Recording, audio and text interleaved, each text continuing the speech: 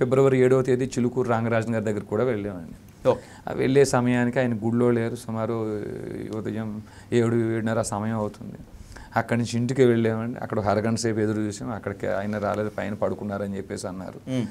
అరగంట ఆగిన తర్వాత మరి మేము 20 మంది పైన ఉన్నాం కదా, ఎంతసేపు ఎదురు చూస్తాము, ఊరికే ఆ పెద్ద ఆయన కలిసి 4 మాటలు చెప్పి వచ్చేద్దాం అన్న ఉద్దేశంతో మేము ఎదురు చూస్తూ ఒక 4 మెంబర్స్ పైకి వెళ్ళామండి. అక్కడ ఒక ప్రత్యేక గది ఏర్పాటు ఉంది. ఆ గదిలో ఈ లోపల రంగరాజన్ గారు ఉంటారని అనుకోలేదు. బయట కొన్ని శబ్దాలు విని మేము, అంటే ఒక అడుగు దూరం నుంచే మనకు ఆ కిటికీలు ఆ తలుపులు దాటి వెళ్తున్నాం కదండి మనం. ఆ లోపల నుంచి శబ్దాలు వస్తున్నాయి. అది రంగరాజన్ గారని మేము అనుకోలేదు, ఆయన ఉంటారని అనుకోలేదు. ఏంటి ఆ శబ్దాలు? అంటే ఒక శృంగారం లోపల ఎవరో చేస్తున్నట్టు ఆ మూలుగులు అవి బయటకు వినిపిస్తున్నాయండి. Is that right? రైట్ అనే నేను చెప్తున్నాను స్వామి. ఒకటే మాట. ఎందుకంటే చాలా ఇంటర్వ్యూలో మీరు చెప్తున్నారు వీరరాఘవరెడ్డి గారు, కాండోమ్ ప్యాకెట్స్ కనిపించాయి, దాన్ని మేమే పక్కకు పెట్టాము, తోసేసాము. ఒక ఇంటర్వ్యూలో మీరు చెప్పగా విన్నారు. కాండోమ్ ప్యాకెట్స్ ఉన్న మాట వాస్తవం.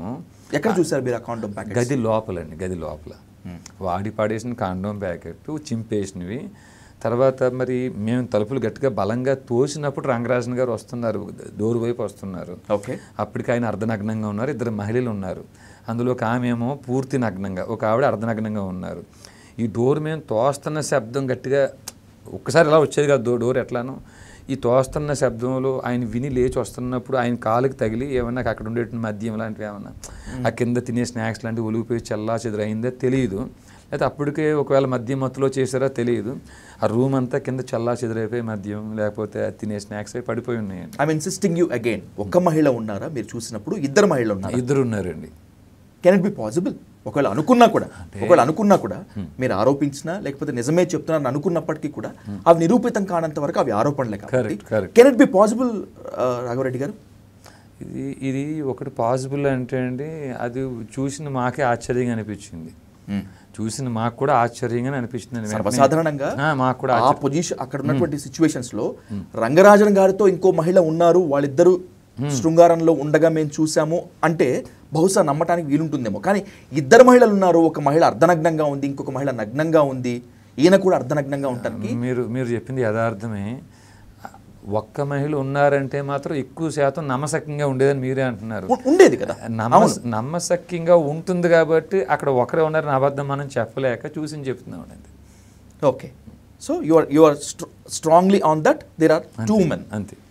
ఓకే, తర్వాత ఆయన ఎదురొచ్చి నా చేతిలో ఫోన్ ఉందండి, ఆ ఫోన్ లాక్కునే ప్రయత్నం చేశారు. నేను గట్టిగా ఇది చేసే ప్రయత్నం చేస్తే నా ఫోన్ కింద పడి పగిలిందండి. ఆ ఫోను అది సీజ్ అయ్యి పోలీస్ స్టేషన్లో ఉంది ప్రజెంట్ ఇప్పుడు అది. ఆ తర్వాత ఇంక మేము కూడా 4 ఉన్నాం కదా, కొంచెం గట్టిగానే బలంగానే ఆయన్ని కూడా కొంచెం పెనుగులాటలో కొంచెం మేము గట్టిగా నిలబడ్డామండి. నిలబడిన తర్వాత ఇంకా ఆయన కొంచెం తగ్గారు. ఆయన అప్పుడు దాకా కొంచెం నేనే అహం బ్రహ్మస్మి ఆయన కాస్త కొంచెం మెల్లగా తగ్గి, నాయన వద్దు ఈ విషయం బయట ఎవరికీ చెప్పొద్దు అని ఆయనే కాళ్ళు పట్టుకున్నారండి. ఆయన ఈ విషయం ఎవరికీ చెప్పొద్దు, 2 మహిళలు, ఒక ఆవిడకి పెళ్లి కాలేదు, చెప్తే ఆ అమ్మాయికి ఇబ్బంది అవుతుంది, పరుగు పోతుంది, ఎవరికి చెప్పవద్దని బ్రతిమలాడారండి ఆయన. మాకు కూడా ఏమిటంటే అట్లా వీడియోలు తీసి పబ్లిష్ చేసే ఉద్దేశం మాకు లేదు.